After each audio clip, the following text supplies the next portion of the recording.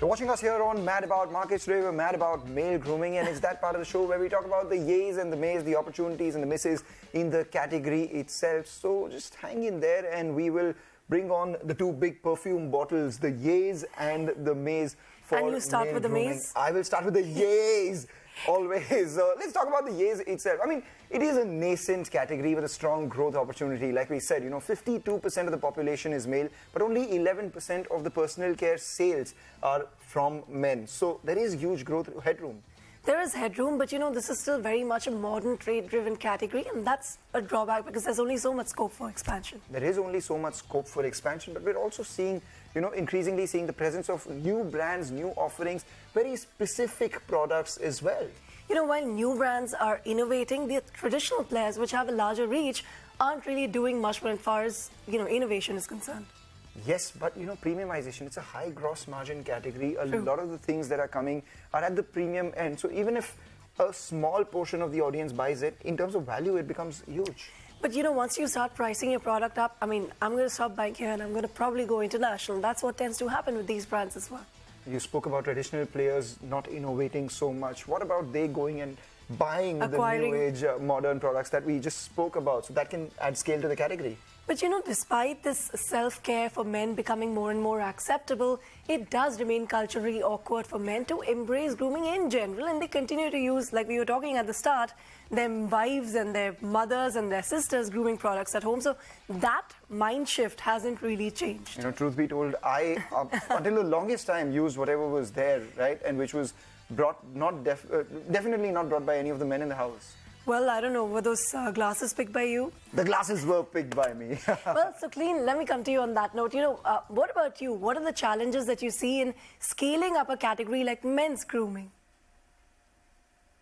I think I would say there are two distinct challenges. One on the brand side, where if you see in the last 5 to 7 years, there have been a sea of brands that have come up. And I think somewhere creating a differentiated brand identity and a brand positioning will be critical, because male grooming is one segment which has started to get lost in the sea of sameness. So how do you actually create a distinctive brand identity for men? I think is one opportunity and a challenge. And I think the second side would be to actually do a lot more scoping in terms of understanding which categories to pivot on. Because typically in male grooming as a segment, you would realize that men become loyal to a product category and don't tend to use a universe of products from the same brand. So they will have a specialist shaving brand, they will have a specialist deodorant brand, they'll have a specialist personal care brand for their face washes and body washes. And chances are all these three segments, they have distinct brands that they use. So in that context, how do you actually create a portfolio which can scale and can sell across categories is a difficult problem to solve within male grooming. Wow, Sukleen said it better than anyone else. She said that men are loyal to one product of a certain brand, so it gets very difficult for people to go ahead and buy the entire bouquet. One would say buy a razor from a certain brand, but the perfume would be from some another brand. So, well, I'd say it's pretty much the same for women as well, but perhaps more pronounced for men. A little more pronounced, because men, as they say, are functional. But talking about functional and the opportunity, etc., Deepak, we spoke about a whole lot of listed companies in this space. You have been scaling up well as well. IPO, what are your IPO plans? Yeah, so we have a IPO tracker at the reception in the office. So we want to do an IPO in 3 years from now, which is like getting to 1,000 crore net sales business. Right now we are close to 1/3 of that. So 3 years is what we are looking at. The kind of growth we have seen in the last 4 years, we believe that this will happen. We just need to kind of continue to be consumer centric, continue to do innovative stuff and communicate in far more engaging way through storytelling to make that happen.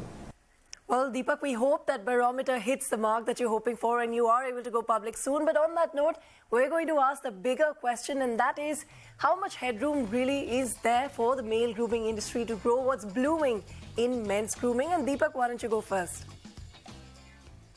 See, for us, the category is not only shaving or skincare, which include or deos, right?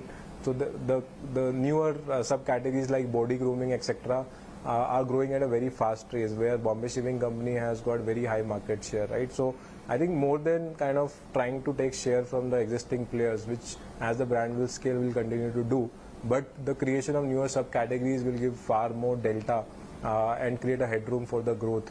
I believe that we should not see the category TAM from the lens of the traditional players, because if you do that, you will always find that it's a close to $1.6 billion category growing at 7-8%. But the way we look at this is that there are a lot of new subcategories which are growing at 30-40%, and how do Bombay Shaving Company take majority share of that? We launched a hair removal spray for men. Like I said, that we did a very interesting survey in Delhi. 40% of the male consumers in the age group of 16 to 24 actually have shaved their chest and back because they are going to gym, they are going to beaches a lot more, etc., which was very unlikely few years back, right? So these are the trends we need to pick up and launch a product. Our hair removal spray sell for $599, which is kind of far higher ASP than the competition in the market. So I think innovation, deeper understanding of the younger consumers, and kind of servicing them better and communicating to them in the right way will kind of help us create new headrooms apart from acquiring share from the legacy players. Thank God he spoke about the 16 to 24 category buying the hair removal sprays, and I'm way past that and not a target audience for that as well. But Sujot, I mean, the question to you as well, how much is the headroom for men's grooming to bloom? It doesn't, it's not even 15 to 20% of the female grooming space in India, whereas that's not true for the population base. Population base is pretty much 50-50. And if you look at today's workspace, what is definitely changing, at least in urban India, is the percentage contribution of male to female in office spaces, which is only going to increase, incidence of grooming by men, because presentation is going to become so much more important. Which steadily over a period of time culturally has been changing in India. Today, if you look at say a 40-year-old to a 20-year-old, you definitely see distinct change in the amount of grooming products that the 40-year-old uses versus a 20-year-old users. And over a period of time, this is only going to go up. And I believe that's going to create significant opportunity for the male grooming players out there to grow. All right. Thanks a lot, gentlemen, and Sukleen, for giving us your perspective on the men's grooming industry. With that, we're out of time on this edition of Mad About Markets. Stay mad. We see you soon. Keep grooming.